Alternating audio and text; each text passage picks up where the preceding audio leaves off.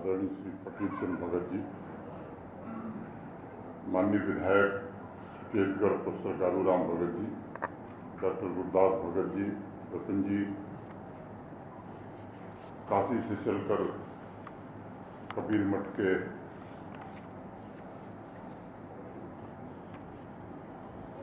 गद्दी नसीम जो यहाँ पधारे हैं, सभागार में उपस्थित सभी सम्माननीय भाइयों बहनों तथा मित्रों, ये मेरे लिए परम सौभाग्य का विषय है कि आज के इस समारोह में मैं आपके बीच उपस्थित हो सका। बात शुरू करने से पहले मैं भारत भूमि के अपूर्व संत, बुद्धत्व को प्राप्त महापुरुष संत कबीरदास के प्रकाश उत्सव की आप सबको बहुत बहुत शुभकामनाएं और बधाई देता हूँ।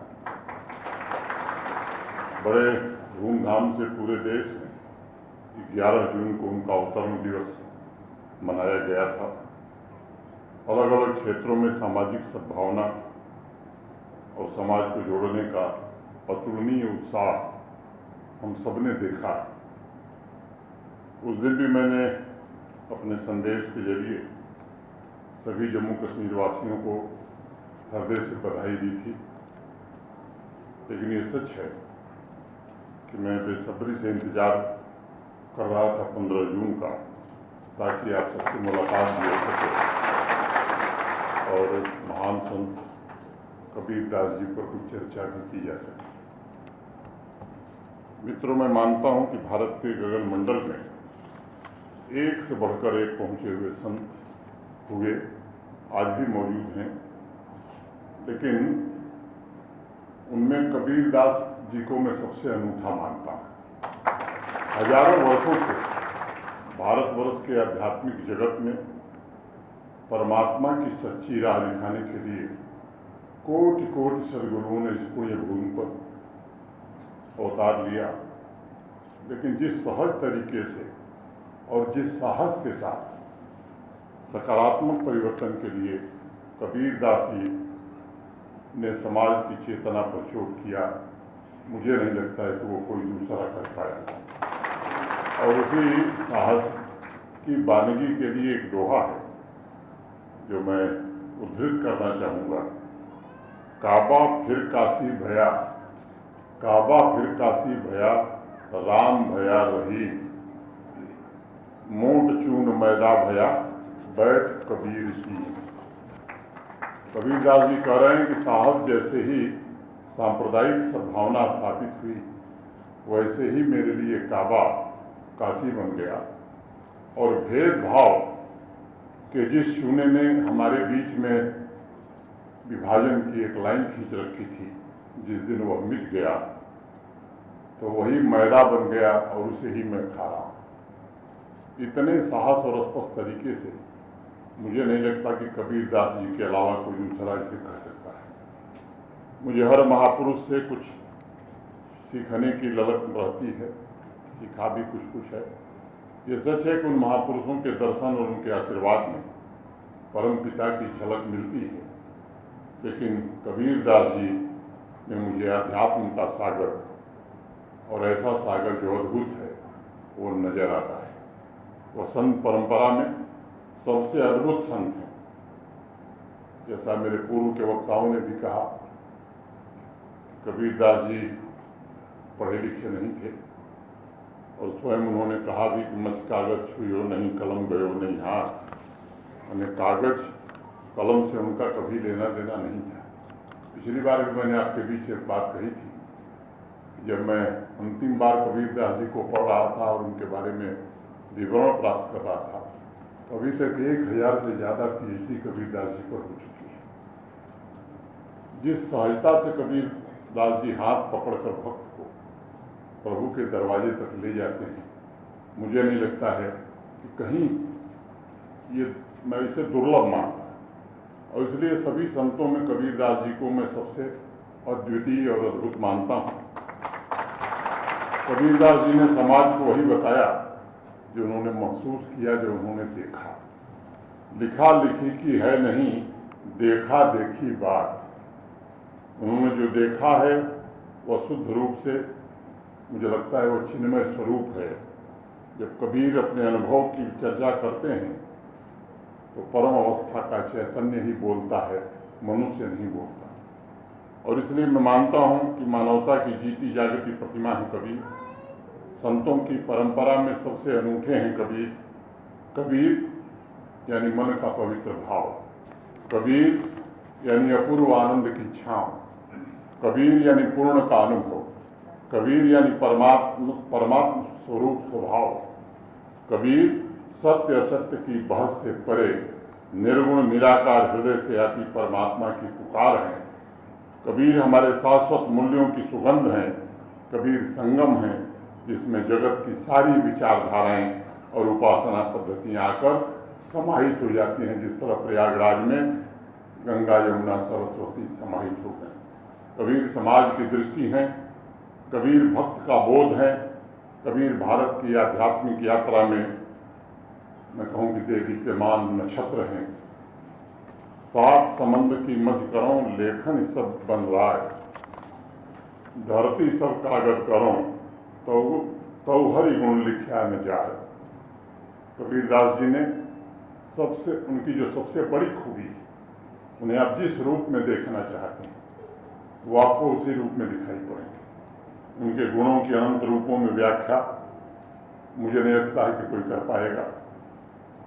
उन्होंने अपने दौर में व्याप्त सामाजिक कुरीतियों को, बुराइयों को, आपसी भेदभाव को समाप्त करने के लिए जो क्रांतिकारी कदम उठाए थे और आज भी सामाजिक समरसता के लिए मैं मानता हूँ कि उनसे बड़ा दर्शन, उससे बड़ा विचार और उससे बड़ी शिक्षा हमारे पास उपलब्ध नहीं है और वो आज भी प्रासंगिक है। जम्मू कश्मीर के कबीरपंथी समाज के मेरे भाई बहन इस बात से वाकिफ हैं कि विविध भाषा, पंथ, उपासना पद्धति वाले हमारे देश में सामाजिक सांस्कृतिक एकता महापुरुषों द्वारा पीढ़ी दर पीढ़ी प्रदान किए गए जीवन मूल्यों पर ही टिकी है। कबीरदास जी का इसमें बहुत बड़ा योगदान है। समाज को उन्होंने जोड़ा, उन्होंने समाज की सामूहिक चेतना को एक किया और तमाम विषयों पर मौजूद जो सामाजिक विभेद थे, दरार थे, उसको भरने का भी उन्होंने प्रयास किया। वो समाज में ऐसे व्यक्तित्वों की चाह में थे जो निस्वार्थ भाव, सच्चे मन और सत्य निष्ठा से नियत कर्म के प्रति समर्पित हों और सत्कर्म के लिए अपने घर का त्याग करने में उन्हें जरा भी संकोच न हो। तभी तो उन्होंने कहा कि कबीरा खड़ा बाजार में लिए लगती हाँ, घर बारे जो अपना चले हमारे साथ। वो खुद चाहते थे कि समाज का हर एक वर्ग मानवता की रक्षा के लिए समर्पित हो। और आज मैं ये बात कहूँगा कि यही भाव हम सबके मन में हो, ताकि कबीरदास जी की तरह पूरे साहस के साथ समाज की एकता को मजबूत करते हुए हर एक वर्ग के उत्थान और उसकी समृद्धि हम सब मिलकर सुनिश्चित कर सकें। ये सच है कि जम्मू कश्मीर में समाज के भीतर ही लंबे समय तक बहुत भेदभाव रहा। ये व्यवस्था यहाँ हावी थी, नागरिक में ही भेद था। भारत के आदरणीय प्रधानमंत्री श्रीमान नरेंद्र मोदी जी ने दृढ़ राजनीतिक इच्छा शक्ति का परिचय देते हुए 5 अगस्त 2019 को मैं समझता हूँ कि भेदभाव को सदा सर्वदा के लिए समाप्त कर दिया। दुनिया की कोई ताकत उसे वापस नहीं ला सकती। भारत को एकता के सूत्र में बांधने का भी उन्होंने काम किया। यहाँ के सभी नागरिकों के लिए विकास और गरिमापूर्ण जीवन जीने के लिए समान अवसर उपलब्ध हो, कानूनी ढंग से ये व्यवस्था बना दी गई। साथियों, संत कबीर से हमें यह भी सीखने का अवसर मिलता है, ईश्वर की साधना और अपने कर्तव्यों की पूर्ति आप समाज के भीतर रह करके भी कर सकते हैं, परिवार के भीतर रह करके भी कर सकते हैं। उन्होंने स्वयं अपने जीवन के उदाहरण से साबित किया है कि सामाजिक, आर्थिक, आध्यात्मिक क्रांति के लिए गृहस्थ रहकर बहुत बड़ा योगदान दिया जा सकता है। कबीरदास जी जीवन भर अपने नियत कर्म को करते रहे। उन्होंने गृहस्थ जीवन बिताया जैसा मेरे पूर्व के वक्ता ने बताया, दिन भर कपड़े बुनते थे और शाम को उसे बाजार में बेचने चले जाते थे। वो कहते थे कि हर धागे में उन्होंने प्रभु श्री राम को बुना है और इंसान जब चाहे तब प्रभु श्री राम का दर्शन कर सकता है। और लिखा भी उन्होंने, सहज समाज उन्मन जागे, सहज मिले रघुराई, जहाँ जहाँ देखो तहाँ तहाँ सोई, मन माणिक बेधो हीरा, परम तत्व गुरु सो पावे, कहे उपदेश कबीरा। कबीरदास जी का यह कहना था कि जहाँ भी आंख उठाकर देखो वहाँ राम ही राम नजर आते हैं। और वो अक्सर कहते थे कि अगर राम इतना बड़ा संसार बना सकते हैं तो क्या वह लोगों के लिए कपड़ा नहीं बना सकते। वो मानते थे कि अपने कर्म से इंसान बदलाव ला सकता है। पूरी मानवता मनुष्य जाति को एक मानकर पूरे विश्व में वसुधैव कुटुंबकम का आदर्श पहुंचाया जा सकता है। और तब उन्होंने लिखा कि हद चले सो मानवा, बेहद चले सो साथ, हद बेहद दो तजे, ताकर मताया गाढ़। कहते हैं कि संसार में प्रत्येक व्यक्ति को मर्यादा से ही चलना हो, तभी वह इंसान कहलाएगा। जो गृहस्थी में रहकर भी त्याग और वैराग्य पूर्वक चलेगा वही साधु है। और वह कहते थे कि आडंबर से हटकर सभी नागरिकों को वर्ग भेद, जाति पात समाप्त करने का जीवन भर प्रयास करना चाहिए, क्योंकि प्रत्येक व्यक्ति में ईश्वर का वास है। मों को कहाँ ढूंढे बंदे, मैं तो तेरे पास में, ना मैं देवल ना मैं मस्जिद, ना काबे कैलाश में। अपने पूरे जीवन में समाज को यह समझाते रहे कबीर जी, मानव मात्र में ईश्वर उपस्थित है, इसलिए किसी का निरादर करने की जरूरत नहीं है। सबको उचित सम्मान देना चाहिए, उसकी गरिमा की रक्षा करिए और सदैव सौहार्द के लिए समर्पित भाव से काम करिए। मैं आज इस कार्यक्रम में आप सबसे विनम्रतापूर्वक निवेदन करूंगा कि ये सब बातें हमने जो सुनी हैं, पढ़ी हैं, मुझे लगता है कि उसका अंश मात्र भी अगर हम अपने चरित्र में उतार करके उस रास्ते पर चलेंगे तो एक बेहतर समाज, एक बेहतर राष्ट्र हम बना सकेंगे।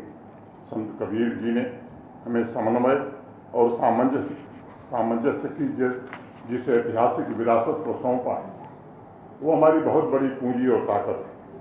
और मैं चाहूँगा ये ताकत आपको अपने सामाजिक दायित्वों का निर्वहन करने में सहायक सिद्ध हो, आपको अपने लक्ष्य की प्राप्ति में सफलता दिलावे। कबीरदास जी ने सर्व समाज का आह्वान किया था कि हम सभी अपने अंदर झांकें और अच्छाई की मसाल द्वारा लोगों को प्रेरित करें।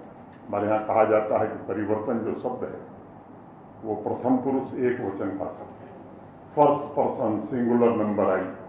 प्रवचन और भाषण हम जितना अच्छा दें, काम ठीक उसका उल्टा करें तो समाज में परिवर्तन होता नहीं है। ऐसे संत कबीरदास जी, महात्मा गांधी, ऐसे लोग जो बोलते थे वही करते थे, इसलिए लोग उनके पीछे।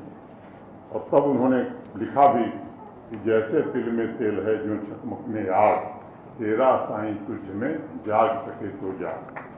हमें अपनी प्राचीन सभ्यता के मूल्यों और संस्कारों को संरक्षित और पोषित रखने के लिए संत कबीरदास जी के ज्ञान से सीखना होगा, सीखना चाहिए। हमें जम्मू कश्मीर के हर नागरिक तक इस संदेश को पहुंचाने की कोशिश करनी चाहिए और यहाँ की नई पीढ़ी में इन मूल्यों को कैसे विकसित किया जा सके, इसे और कैसे सुदृढ़ किया जा सके, इसका प्रयत्न हम सबको मिलकर करना चाहिए। और मैं चाहूँगा कि कबीरपंथी समाज ही नहीं बल्कि हर एक वर्ग कबीरदास जी की शिक्षा का पालन करे, उनके दिखाए मार्ग पर चले और तभी विकसित जम्मू कश्मीर बनाने में हमें सफलता मिलेगी। भारत सदियों से विभिन्न धर्मों के साधकों का घर रहा है। भाईचारे की यह भावना, सामाजिक और धार्मिक विविधता, यही हमारी ताकत है। इन विशेषताओं को समाज द्वारा शुद्ध मन से निरंतर कैसे हम पोषित करें, इसे हमें जानने और समझने की आवश्यकता है। मन ऐसो निर्मल भया जैसा गंगा नीर, पाछे पाछे हरि फिरे कहत कबीर कबीर। कबीरदास जी कहते हैं कि शुद्ध मन में अगर गृहस्थ अपने कार्य में लीन है तब परमात्मा स्वयं उसे ढूंढते ढूंढते उसके पास पहुंच जाते। ऐसी साधना में लीन होकर हमें सांप्रदायिक सद्भाव को भी बनाए रखना है, जातिवाद को भी समाप्त करना है और संत कबीरदास जी जैसे महापुरुष के आदर्श की भी रक्षा करनी है। मैं उनके चरणों में श्रद्धापूर्वक फिर से एक बार शीश नवाता हूँ। अभी अध्यक्ष जी ने, विधायक जी ने कुछ बातें कही हैं। एक तो छुट्टी का सवाल है, मैं समझता हूँ कि इसमें कोई दिक्कत नहीं आनी चाहिए। ये इतना बड़ा समाज है, इसका मैनेज किया जाएगा। एक सभागार, मैं यहाँ कोई घोषणा करूँ ये उचित नहीं है। मैं चर्चा करके इसकी क्या संभावनाएं बन सकती हैं, जमीन कहाँ होगी, कैसे बनेगा, मैं आपसे इस बात पर तो मैं जरूर उसमें मदद करूँगा। और एक आध छोटी बातें हैं। रिजर्वेशन पर मैं समझता हूँ कि प्रमोशन में वो कमिटमेंट है भारत सरकार का और वो निश्चित रूप से होगा, उसमें किसी को कोई संदेह नहीं होना। सम्मानित विधायक जी कुछ बात कह रहे थे, मेरे ध्यान में दो ही बात लाए थे आप लोग। साहब एक POJK से आए हैं कि वे पाकिस्तानी रिफ्यूजी हैं, सरकार बनने के पहले मैंने उनको राइट दे दिया। किसान सम्मान निधि का जो नियम है, किसान सम्मान निधि उसी को मिलेगी जिसके नाम जमीन होगी। तो विधानसभा में बोलिए चाहे संसद में बोलिए, वो कुछ होने वाला नहीं। अब ये काम मेरे अधिकार क्षेत्र के बाहर हो गया, इसलिए ऐसी कोई बात कहना, सरकार चुनी हुई सरकार है, विधानसभा में आप लोग उठाइए, आप लोग उसके लिए संघर्ष करिए। मैं समझता हूँ जहाँ तक कृषि और किसानों का सवाल है, तो मैं एक बात केवल कहना चाहता हूँ। 2022 में holistic agriculture development plan Jammu Kashmir में जो बना था, मैं बहुत जोर दे करके और जिम्मेदारी से बात कर रहा हूँ, हिंदुस्तान के किसी राज्य में कृषि और किसानों के लिए ऐसा प्लान नहीं बना है। जो बजट था जम्मू कश्मीर का, उसके अलावा 5013 करोड़ रुपए HADP में और वर्ल्ड बैंक से 1879 करोड़ रुपए, ये 2 प्रोजेक्ट हमने सैंक्शन की। 29 प्रोजेक्ट, और वो प्रोजेक्ट कोई साइलों में नहीं है, एक दूसरे से कनेक्टेड, जम्मू कश्मीर की ज़रूरतों को ध्यान में रखते हुए। जैसे फॉडर की डेफिसिट है, 40% फॉडर होता है, तो उसमें 80% हम कैसे पहुँचेंगे।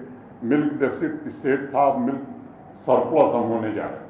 35,000 लीटर मिल्क की प्रोसेसिंग होती थी, आज 2,20,000 लीटर पर डे की प्रोसेसिंग हो रही है। ये आने वाले दिनों में और बढ़ेगा।